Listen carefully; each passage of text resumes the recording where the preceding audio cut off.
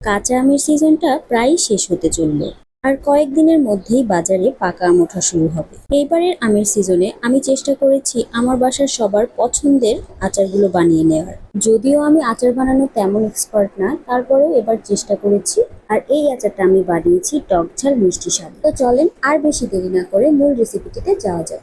আসসালামু আলাইকুম সবাইকে। খোসা সহ কাঁচা আমের টক ঝাল মিষ্টি আচার বানিয়ে নেওয়ার জন্য আমি এখানে নিয়েছিলাম 3 কেজি আমের মতো। খোসাসহ আমগুলোকে একটু ভালো মতো পরিষ্কার করে ধুয়ে নিতে হবে। খুব সুন্দর করে আমগুলোকে আমি ছোট ছোট পিস করে কেটে নিয়েছি। আর খেয়াল রাখতে হবে যে এখানে আমে যেন তেমন কোনো পানি না থাকে। আম কাটা শেষ। এখন আমি চলে যাব আমের মশলাগুলো রেডি করতে। চুলায় একটা প্যান বসিয়ে তাতে 7-8টার মতো শুকনো মরিচ দিব।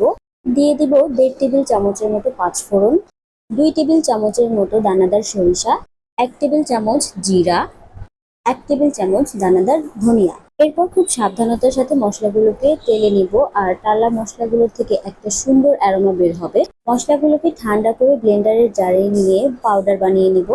এখন চলে যাব আচার বানানোর মেইন প্রসেসে। বড় একটা কড়াইতে দিয়ে দিব 2 কাপ পরিমাণ সরিষার তেল, 3-4টা শুকনা মরিচ, 1 টেবিল চামচ পাঁচফোড়ন ও 1.5 টেবিল চামচ করে আদা ও রসুন বাটা। এগুলো তেলের সাথে ভালো করে ভেজে নিব। মশলাটা ভালো মতো ভাজা হয়ে গেলে মশলার মধ্যে আমগুলো দিয়ে দিব।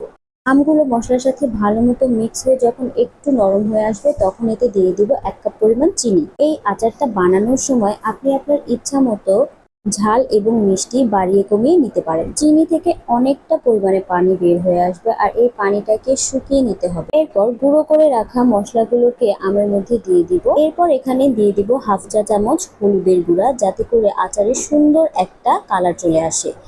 আরও দিব 1 চা চামচ মরিচের গুঁড়া।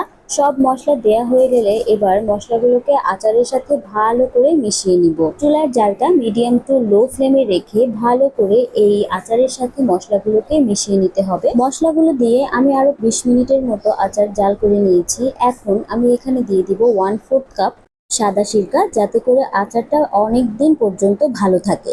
এখন আরো 5 মিনিটের মতো আচারটাকে জাল করে নিব। আমার আচার কিন্তু পুরোপুরি তৈরি হয়ে গিয়েছে। আপনারা কে কি কি রকমের আচার বানিয়েছেন সেটা কমেন্টে জানাতে ভুলবেন না। সবার জন্য শুভকামনা রইল। ধন্যবাদ।